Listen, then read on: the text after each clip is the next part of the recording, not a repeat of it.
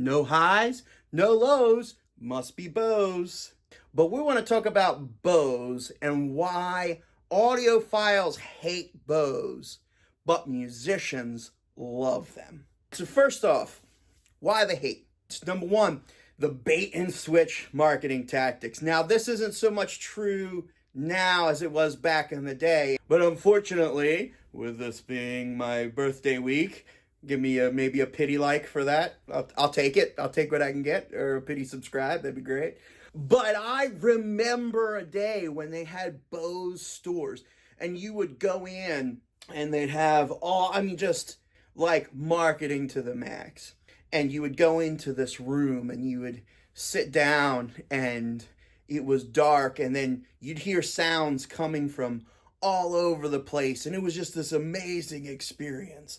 But there was a lot of jiggery-pokery going on in those rooms to get those sounds. Those of us who work with sound know that low end is pretty much determined by the room. Those rooms were just perfectly set up. So, credit to them. But I have personally bought Bose products because I was wowed with some of those demonstrations.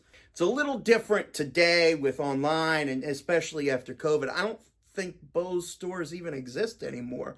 I know like a couple of the malls around me that had those stores do not. So maybe that's a little bit less today. Obviously, you go onto the Bose website, it is marketing speak, but that's what companies do.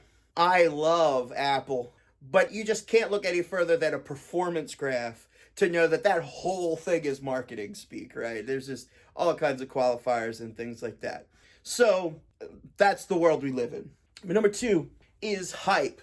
Because of their marketing, Bose has hype behind them. And if there's something audiophiles don't like, that is hype. Well, it's the thing everybody else has. I have a more discerning ear and I choose this other brand. Now, I know I'm being unfair to audiophiles. And as a musician, we love you guys. We love that we want to make records that you guys enjoy. So, fair enough. But yeah, Bose are cliche, as it were, and they're really not considered hi-fi by audiophiles. Number three, Bose systems are not accurate. I'm not going to put Bose speakers in my mixing studio and expect to make a good sounding record. It's not going to happen because Bose is going to lock in their EQ moves, and there's not a lot to change. They're going to make their decisions.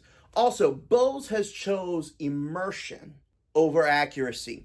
What do I mean by that? I mean the sound's kind of coming from everywhere, and the sound like immerses you and fills you up. And in that case, I think Bose was a little bit ahead of their time, especially with the explosion of Atmos and spatial audio, which I do enjoy. Most of the people buying it don't want to tweak around with stuff, right? So the average consumer, where the hi-fi guy, the audiophile, does want to tweak, and Bose is not your ticket. So number four, and maybe the most valid criticism of Bose, is that it's the parts and the components that you get are relatively low quality for the price that you're paying. Obviously, in the audiophile world, where you might have speakers that are 20 grand, or you're dropping four figures on Klipsch heresies and things like that, Bose aren't actually that expensive compared to those. And by the way, audiophiles, you have to admit, the 9 were cool. Like, they were cool. They were ahead of their time, especially in the 70s, like the first couple generations. But it's a valid criticism. The drivers and stuff that you get really aren't that high quality. A lot of that money goes into the R&D and into marketing, admittedly, and not so much into the quality, the build quality of the product.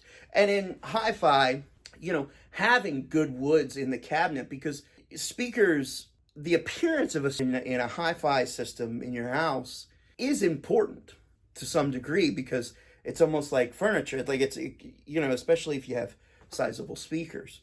But now, let's talk about why musicians love Bose.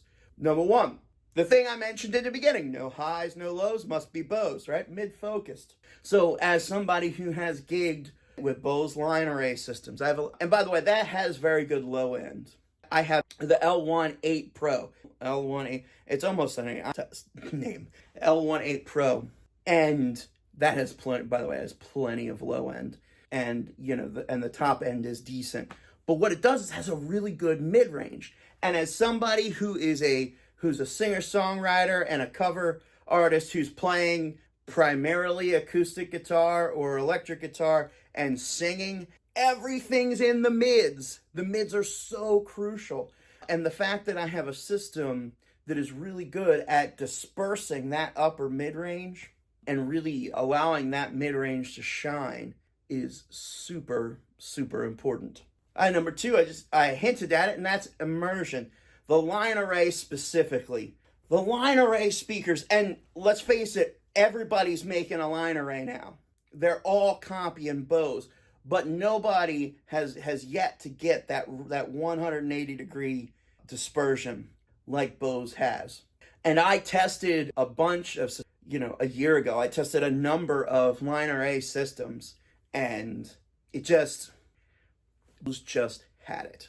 And it's great because you can be very close to the front of that speaker and not be getting blasted. If anybody's ever been at a show and you've been in the front couple rows with big PA speakers, well, the power that you have to put out to maybe get to the back of the venue, depending how big the venue is, of course, the people in the front are getting blasted.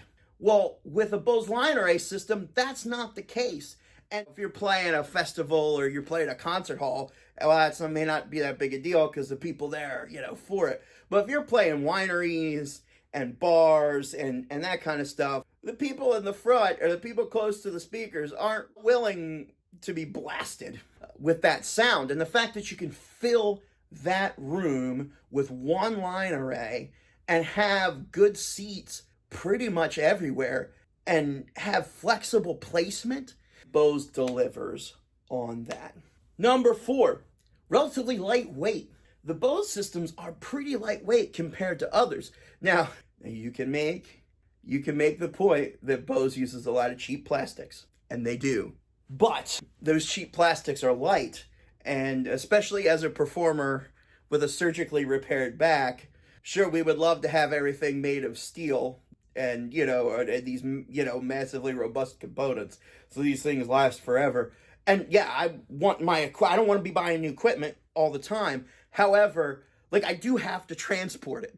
I have to carry this stuff into a venue. And Bose, by the way, is really good. This is kind of a side note. Before the line array systems for the L8 and 16, they have that bag that with wheels on it. And I have that, and I love that thing, man. I can put all of my stuff in. I don't have to make 100 trips back to the car. I can put 90% of my stuff. Man, I have my mono case with 2 guitars in it. I carry my pedal board with one hand. I got that roller bag on the other hand. And I can pretty much go into the venue in one trip. You know how much time that saves? If you're running late, man, you can set up like that. I can be set up, if I'm really moving, I can be set up in 15 minutes. It's crazy. And so this is not the case with other systems. So having that accessory is huge. And having the lightweight that I can put everything into a roller bag is huge. That's a trade-off that I'm willing to make, and I think many other artists are. That's why Bose is popular. So number 4, it's easy to set up and break down. I mean, I just alluded to that I can be up and running in 15 minutes. I also can be broke down in about that time, maybe a little quicker. And that's important because when you're opening up for somebody and now you have maybe another band coming in who has to set up or another artist coming in who has to set up, you can be out of there quickly and respect the other artists. And that goes a long way for, making friends and influencing people. So that ease of setup and breakdown, being able to put everything in a bag, super awesome, super important to artists. And the last one is integrated technology, the ecosystem. And we talk about this with iPhones and Apple computers and stuff like that. But Bose, with the Bose tone match system. Now, as somebody who came up actually moving sliders and turning dials on a proper analog console, I still have a small analog console in my studio. I like being able to dial in parametric EQs and things like that myself. However, tone match is very easy to use. And the little tone match mixers, they're way overpriced. Let's face it, they're overpriced. But they do work. And you plug them in and I set my mic to an SM57 or SM58, which is what I'm using, and it works. You know, I set the guitar. I have a Taylor T5Z, which we will be talking about at some point on this channel. And I set it up to the T5Z and it works and it sounds good. It's easy and quick to dial in sounds. And man, when you're running and gunning, that's so important. Just the ease of use. That sound needs to get dialed in quickly. And that's where Bose wins. And Audiophiles, their whole hobby is based around tweaking, adjusting speaker placements to get that optimal thing. And that's a lot of fun. And that's awesome, man. And if you're an audiophile and you're listening to this, dude, I get it. Dialing in speaker placements and measuring the room and all that stuff is a lot of fun. But I also see and have lived the working musician needs to get in, set up, and perform to the people so he can build a career. And he just doesn't have time to fiddle around with the stuff. It's about performing to the people and doing a job. And when you're a working musician, it's about getting that job done. And Bose is the tool that allows you to do that quickly and effectively. The less I have to worry about my sound, the more I can worry about being the best performer that I can be. So, in a nutshell, if you're an audiophile, you're probably not going to have Bose in your home theater or in your listening room. To be honest, I don't have Bose there. But I do gig with a Bose system. But if you're a working musician, just try to put the money away. Grab that Bose system. You won't regret it. Thank you very much for watching. Please like and subscribe and all the YouTube stuff. Man, I really appreciate that. Help grow the channel. And remember, it's always about the song. Peace.